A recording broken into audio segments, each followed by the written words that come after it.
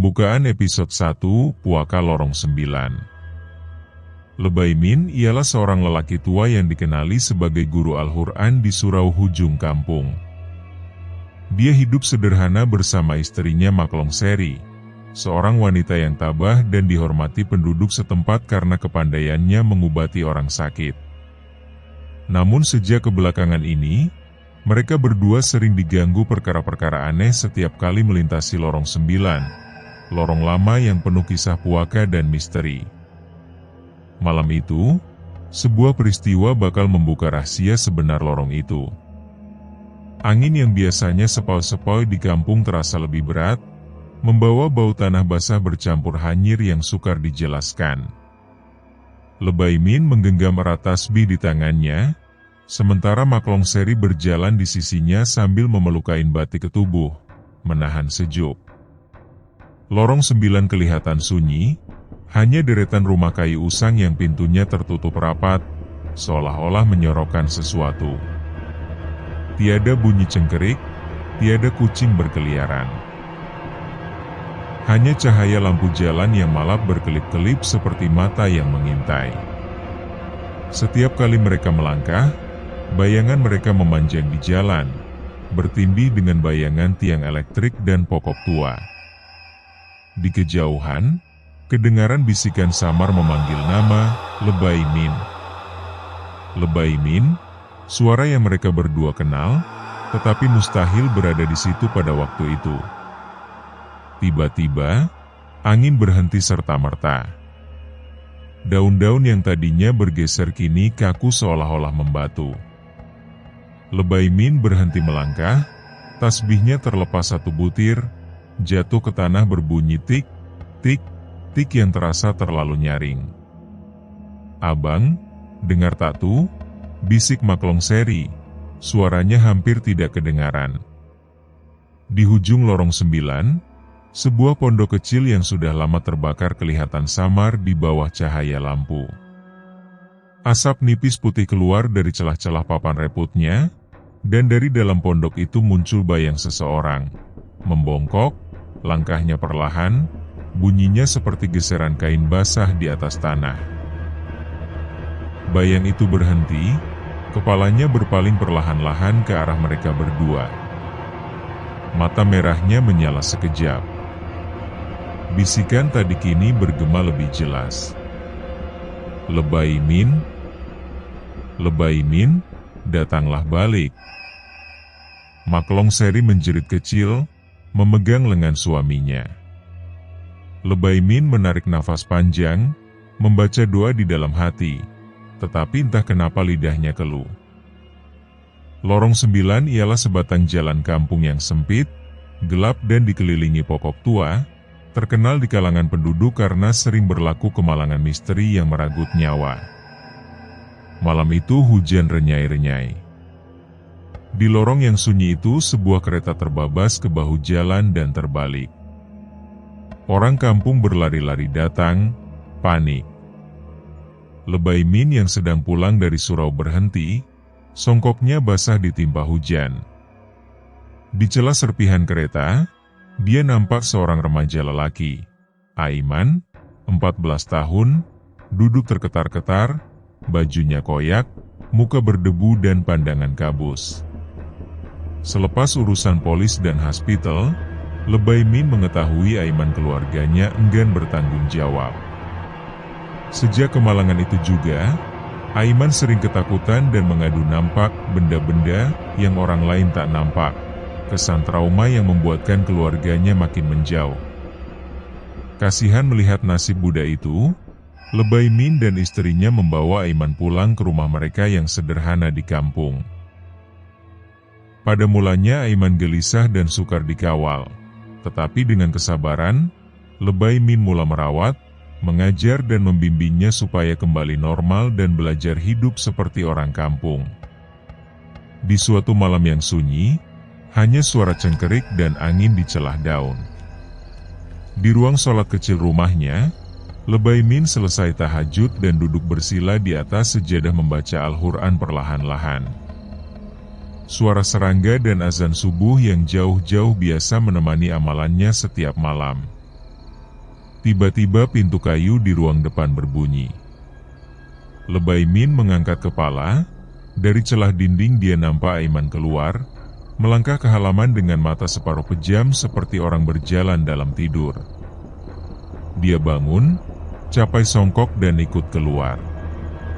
Udara di lorong 9 terasa dingin dan berat.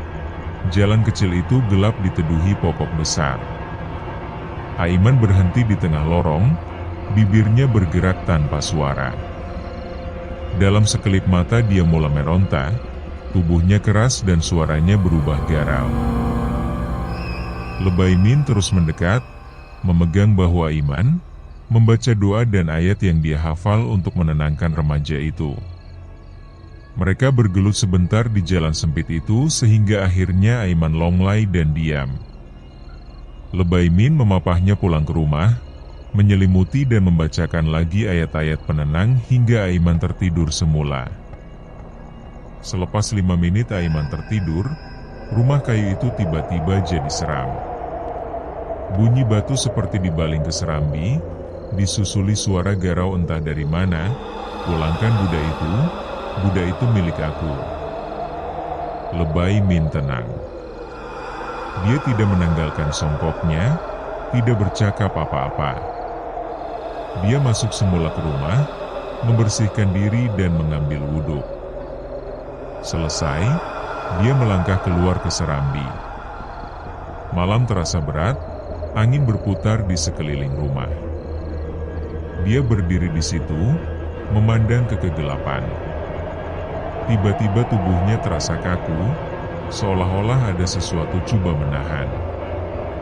Dalam keadaan itu, dia terus melafazkan zikir dan berdoa kepada Allah, menanam keyakinan dalam hati bahwa tiada makhluk yang berkuasa selain Allah. Gangguan itu coba mendesaknya, tetapi semakin dia berzikir semakin lemah makhluk itu. Suara tadi bertukar menjerit ketakutan, "Aku akan datang lagi, kau tak akan terlepas," sebelum lenyap bersama angin malam. Lebay Min kemudian melangkah masuk semula ke rumah dengan bismillah dan meneruskan bacaan Al-Qurannya di ruang sholat, sementara Aiman masih lena di kamar sebelah. Pagi itu selepas subuh, surau kampung penuh dengan penduduk. Malam tadi satu lagi kemalangan aneh berlaku di lorong 9. Wajah-wajah gelisah memenuhi ruang sholat. Tuk penghulu bangun dan berkata perlahan tapi tegas, "Kita tak boleh biarkan perkara ini berulang." Keadaan senyap seketika. Semua memandang ke arah Lebay Min. Tuk penghulu menyapa Lebay Min. "Apa pendapat Lebay?" Lebay Min menghela nafas, suaranya tetap tenang. "Saya ini bukan orang pandai, Tuk. Kita semua sama sahaja, yang lebih tuh.